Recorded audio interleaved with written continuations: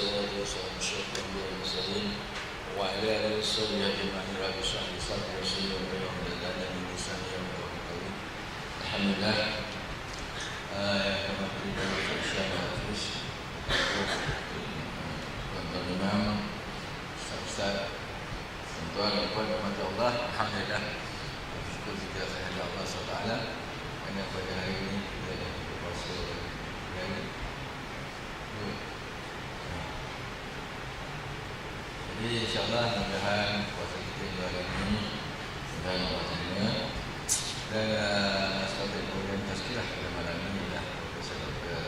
Habib semua di kalangan beliau telah sebelum minggu ini telah masuk ke hospital. Jadi masih lagi tak bersihat, petang tadi dimaklumkan yang tidak hadir. Oleh kerana itu pun insyaAllah untuk beliau diganti oleh Ustaz Isyam Hafiz. Dan saya tajuk akan buat oleh Ustaz Isyam dia sekali. Saya Isyam punya profession ya, kemahirannya dan zakat. InsyaAllah mudah-mudahan kita dapat pentingnya dalam sekiranya kita dah layak untuk mendoakan.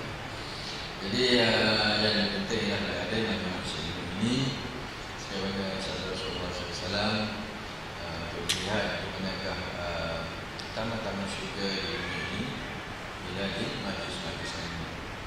Jadi kita hidupkan majlis ini dalam majlis kita insyaAllah. Mudah-mudahan kita taman-taman syurga di majlis kita.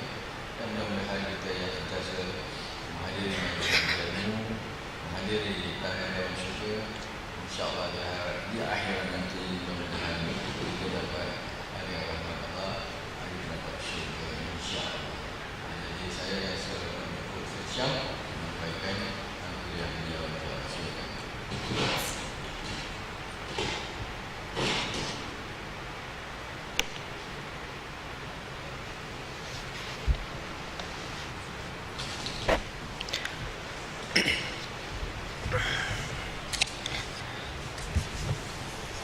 أعوذ بالله من الشيطان الرجيم بسم الله الرحمن الرحيم السلام عليكم ورحمة الله تعالى وبركاته الحمد لله رب العالمين نحمده ونستعينه ونستغفره ونعوذ بالله من شرور أنفسنا ومن سيئات أعمالنا من يهده الله فلا مضل له ومن يضلل فلا هادي له. Terima kasih ucapkan kepada pengurusi majlis iaitu Tuan Haji Yusof selaku Nazir. Yang dihormati semua ahli jemaah Masjid Sirajuddin Al-Anwar, muslimin dan muslimat. Alhamdulillah, pertama sekali marilah kita bersyukur kepada Allah Subhanahu wa taala kerana masih lagi kita dipertemukan pada Ramadan yang kedua ini. Kedua masuk yang ketiga. Alhamdulillah. Mudah-mudahan kita sama-sama Allah terus kekalkan kita berada di dalam bulan yang penuh barakah, bulan yang penuh maghfirah ini sehingga ke hujung, sehingga bertemu dengan Syawal, sehingga yang dikatakan dalam hadis itqum minan nar. Semoga kita semua dapat itqum minan nar ya. Dikatakan dalam hadis awwaluhu rahmah wa awsatuhu maghfirah wa akhiruhu itqum minan nar.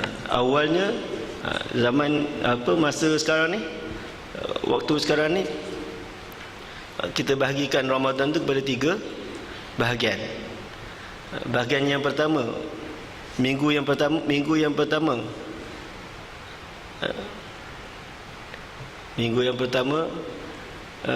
ataupun 1/3 daripada Ramadan rahmah, penuh dengan rahmat ya. 1/3 yang kedua penuh dengan maghfirah. 1/3 yang terakhir semoga kita semua diampunkan dosa oleh Allah Subhanahu Wa Taala. Seterusnya kita beroleh ganjaran yang besar, iaitu terlepas daripada azab neraka, insya-Allah, mudah-mudahan. Jadi di kesempatan daripada waktu yang selepas maghrib ini, bagi menggantikan penceramah yang tidak hadir, iaitu Prof Dr. Habib, insya-Allah kita sama-sama penuhkan, manfaatkan sedikit waktu ini dengan kita ulang kaji sedikit berkaitan dengan hukum yang perlu kita ketahui sebagai seorang muslim, ya. Talibul ilmu faridatun ala kulli muslim. Ini ilmu fardu ain, ya, iaitu berkaitan dengan hukum zakat fitrah, ya. Setiap orang muslim kena tahu hukum ilmu ni, zakat fitrah. Kalau tak tahu, dia boleh jadi amalan yang dilakukan kemungkinan salah, ataupun dia tidak beramal langsung, dia tidak membuat. Contohnya tak tahu sembahyang, padahal dia dah muslim. Jadi hukumnya berdosa selagi dia tak melakukan taubat dan tak belajar. Selagi itulah berdosa sampai dia belajar dan taubat, dan terus dia beramal. Zakat fitrah, kenapa dinamakan zakat fitrah?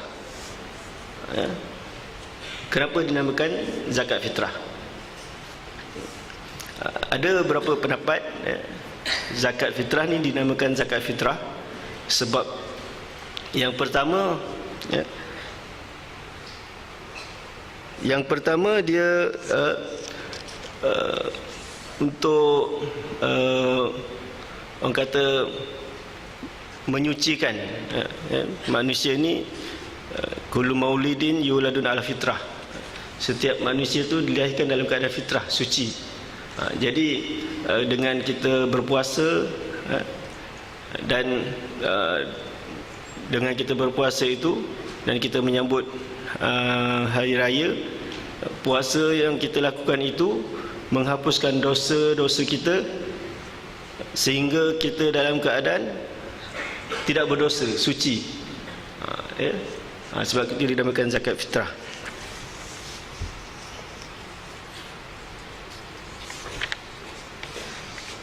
Ataupun diambil perkataan al-fitr, maknanya berbuka, ya.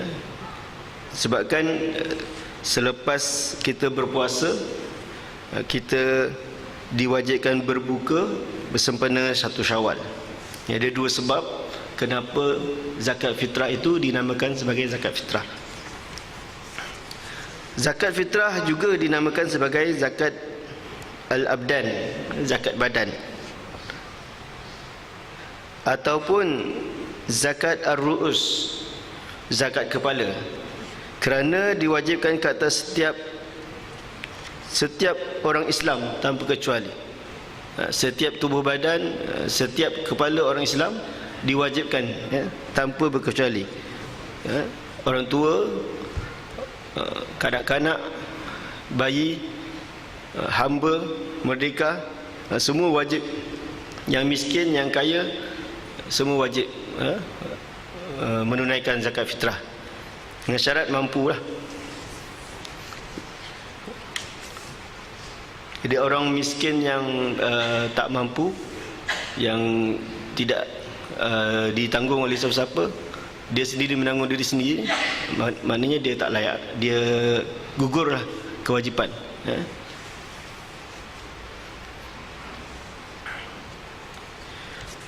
Kita tengok apa dalil zakat fitrah.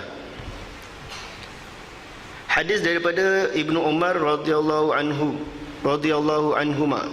Ibnu Umar, anak Sayyidina Umar, menceritakan farada Rasulullah sallallahu alaihi wasallam zakat al-fitri sa'an min tamrin aw sa'an min sya'irin 'alal 'abdi wal hurri wal dzakari wal untha was saghir wal kabir minal muslimin wa amara biha an tuadda qabla khurujin nas ila shalah. Farada Rasulullah sallallahu alaihi wasallam. Rasulullah sallallahu alaihi wasallam telah memfardukan, farada Rasulullah sallallahu alaihi wasallam, zakat al-fitri, zakat fitrah, so'an min tamrin. Maksudnya segantang tamar. So'an tu maksudnya segantang. Kalau di negara Arab, makanan asasi dia tamar. Jadi sebab itu Rasulullah sallallahu alaihi wasallam bersabda, difardukan menunaikan zakat fitrah segantang tamar, setiap orang lah. Ataupun awsa'an min sya'ir, atau segantang gandum, juga makanan asasi bagi masyarakat Arab. Alal abdi, ke atas hamba, wal hurri, orang merdeka, wal zakari, orang lelaki, wal untha, orang perempuan, was saghir wal kabir, kecil dan besar daripada orang-orang Islam. Semua kena, sama ada dia hamba ataupun merdeka, sama ada dia kanak-kanak, bayi, orang tua, dewasa dan sebagainya, semua wajib. Syarat dia muslim lah, dia kena orang Islam. Wa amara biha an tu'adda qabla khurujin nasi ila shalah. Baginda memerintahkan supaya ia ditunaikan sebelum orang ramai keluar pergi menunaikan solat hari raya. Sebelum orang menunaikan solat hari raya, iaitu waktu yang wajib. Sekarang ni dah boleh dah tunai. Sekarang ni dah boleh dah tunai. Dia waktu sunat. Dia ada waktu sunat, waktu wajib, waktu makruh. Nanti kita akan sentuh insya-Allah kalau sempat.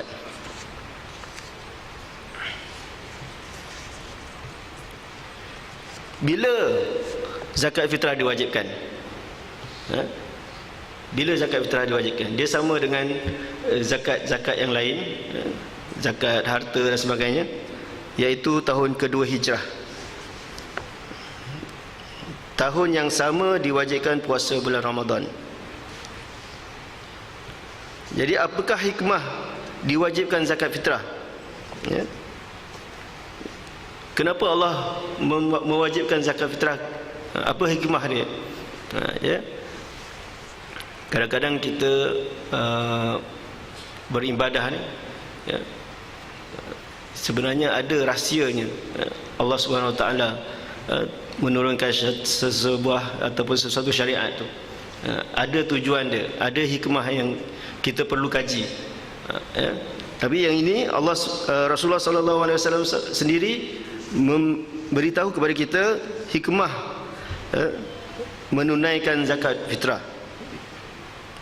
Berdasarkan hadis Ibnu Abbas radhiyallahu anhuma menceritakan, farada Rasulullah sallallahu alaihi wasallam zakat al-fitri tuhratan lis-shaim.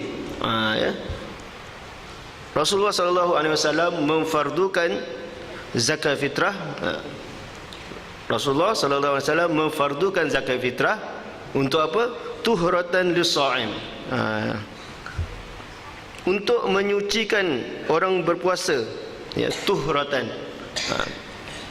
Taharah kita biasa dengar, bersuci. Jadi tuhratan, untuk menyucikan, lis-shaim, untuk orang yang, kepada orang yang berpuasa, minal lagwi war rafathi, daripada perkataan yang lagha, daripada perkataan ataupun perbuatan yang lagha, yang sia-sia, war rafath, dan ucapan yang kotor. Sepanjang kita berpuasa, daripada kita mula bangun, sahur, solat subuh, pergi kerja dan balik kerja, mungkinlah ada di sana.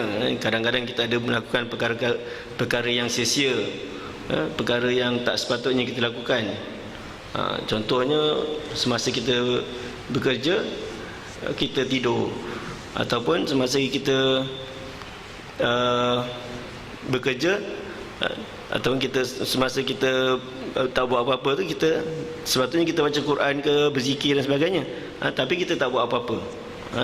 Tengok TV, tengok TV tu susahlah nak jaga mata kan, dengan orang yang buka aurat dan sebagainya. Jadi Rasulullah SAW kata zakat fitrah itu ialah untuk tuhratan lis-shaim minal lagwi, daripada perkataan ataupun daripada perbuatan yang sia-sia yang tidak mendatangkan pahala, warrafath, dan perkataan yang keji. Kadang-kadang kalau kita bawa kereta kan, tiba-tiba ada orang memotong kita dalam keadaan bahaya, jadi kita tanpa sengaja kita telah memaki, ataupun kita kata apa-apa lah dekat orang tu, benda tu boleh mengurangkan pahala puasa kita. Kita mengumpat dan sebagainya kan. Jadi zakat fitrah itu untuk menyucikan pahala puasa kita, menyempurnakan pahala puasa kita. Macam solat, kalau kita terlupa, macam mana kita nak sempurnakan pahala solat kita? Dengan sujud sahwi kan. Macam tu juga zakat fitrah. Macam mana kita nak sempurnakan, kita nak dapat 100% markah dengan menunaikan zakat fitrah.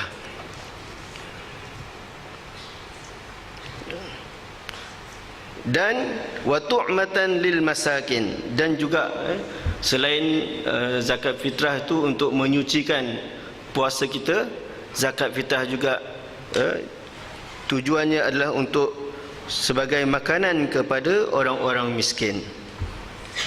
Faman addaha qabla solah, sesiapa yang menunaikan sebelum solat, yakni solat hari raya lah, fahiya zakatun maqbulah. Ya, kena ingat semua, siapa yang menunaikan zakat fitrah sebelum solat hari raya, fahiya zakatun maqbulah, barulah zakat itu diterima.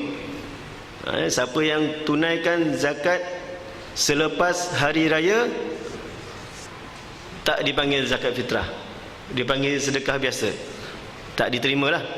Zakat tu diterimalah, pahalanya dapat, tapi bukan pahala zakat fitrah lah, dia pahala sedekah. Ya, jadi jangan lupalah, ya. Memang selalu berlakulah, ya. Saya bertugas di kaunter zakat, ataupun amil Imam Jafar ataupun Imam Faisal, memang selalu dapat, dah lepas hari raya baru nak bayar zakat, kan.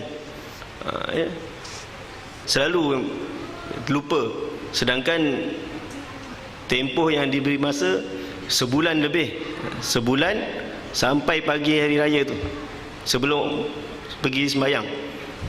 Ya, panjang tempoh tu. Macam mana nak menunaikan? Banyak cara. Jumpa amil, pergi ke kaunter zakat, bayar pakai SMS pun boleh, ataupun bayar melalui transfer, bayar melalui internet banking pun boleh.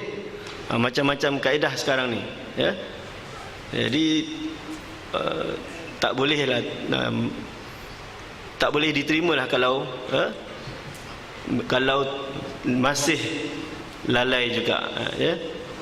Maknanya memang betul-betul tak ambil berat, ya. Memang betul-betul tak ambil berat.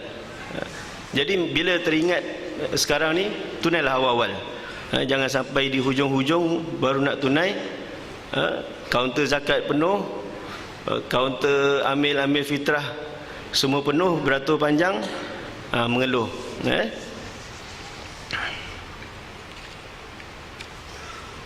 Waman addaha ba'da solah fahiya sadaqah minas sadaqat. Sesiapa yang menunaikan selepas solat hari raya, maka zakat itu merupakan satu sedekah daripada sedekah-sedekah biasa. Ya. Jadi kita beringatlah, ya. Kalau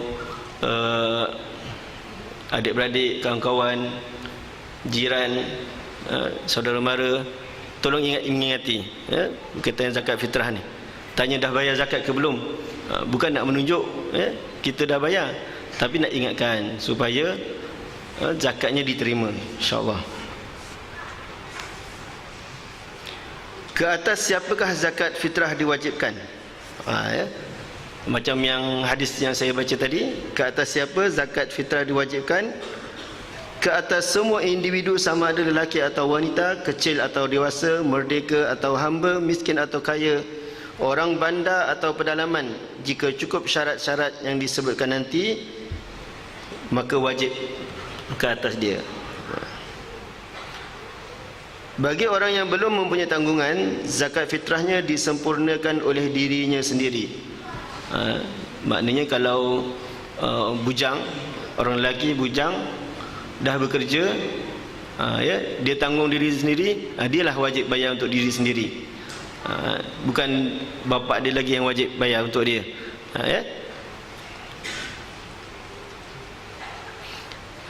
Adapun orang yang telah mempunyai tanggungan, ia wajib menyempurnakan zakat fitrah untuk dirinya sendiri dan orang yang berada di bawah tanggungan nafkahnya.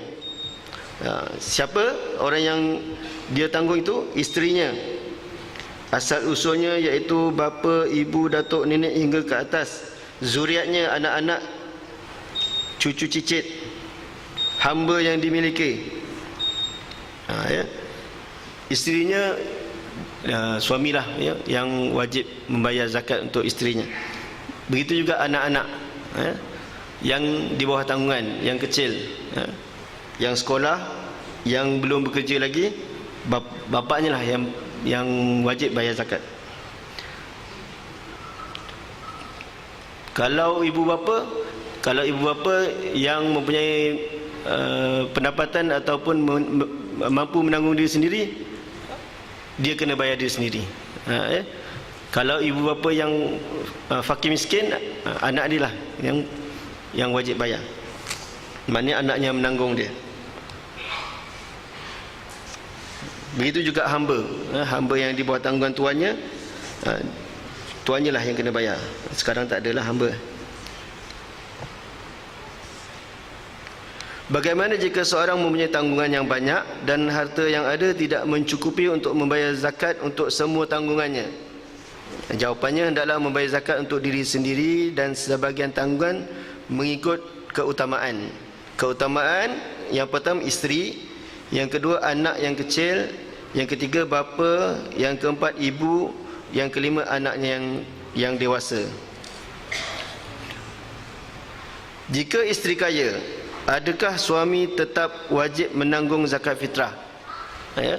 Kalau suami bekerja, mempunyai pendapatan yang melebihi suami, suami gaji 400, 500 kan, isteri gaji 3,000, siapa yang wajib bayar zakat fitrah?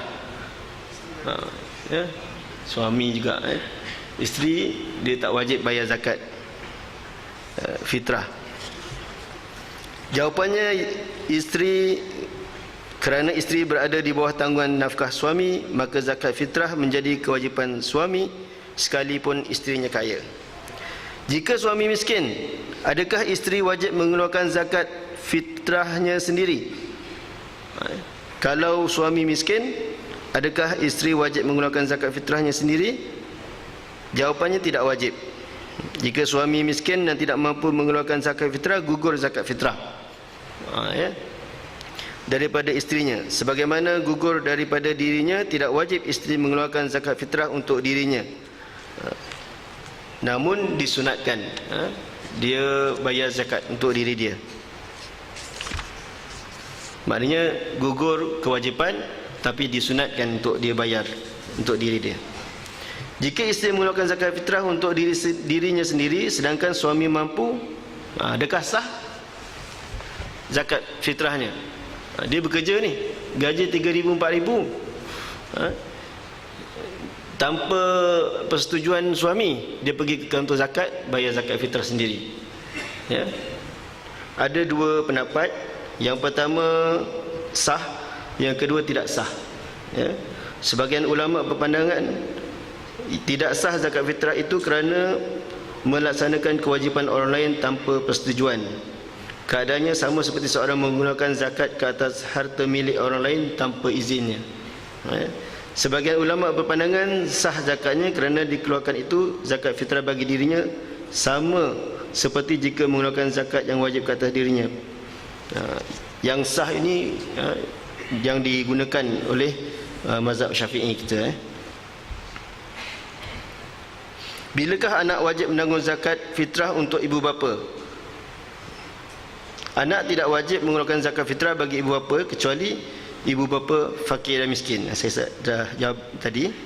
Di mana nafkah sara hidup menjadi kewajipan ketika itu. Adapun ibu bapa yang kaya atau berkemampuan, zakat fitrah tidak wajib ditanggung oleh anak-anak, tetapi ditanggung oleh diri mereka sendiri. Bilakah bapa wajib menanggung zakat fitrah untuk anak-anak? Ya. Anak-anak terbagi kepada dua, anak yang masih kecil, anak yang telah dewasa. Anak yang masih kecil, sama ada lelaki atau perempuan, jika memiliki harta, maka zakat fitrah hendaklah dikeluarkan daripada harta mereka. Ya. Menjadi tanggungjawab wali untuk mengeluarkannya daripada harta tersebut. Namun jika mereka tidak memiliki harta, maka zakat fitrah mereka ditanggung oleh bapa atau penjaga atau yang menanggung nafkah mereka. Manakala anak-anak yang telah balik, jika mereka mampu mencari pendapatan sendiri, zakat fitrah mereka tertanggung atas diri mereka sendiri, bukan atas bapa atau penjaga mereka. Malah tidak sah bapa atau penjaga mereka yang mengeluarkan bagi pihak mereka kecuali dengan izin mereka. Ya. Itulah sedikit berkaitan dengan hukum hakam zakat fitrah. Ya, mudah-mudahan apa yang kita sama-sama bincangkan pada malam ini dapat sedikit memberi panduan kepada kita. Mudah-mudahan kita tidak tersilap ataupun kita teruskan untuk kita mencari hukum hakam ilmu fardu ain. Kita wajib kita belajar, semua kita wajib kena tahu. Kalau kita ibadah ni kita tidak tahu, kita bimbang, apa yang kita amalkan sia-sia.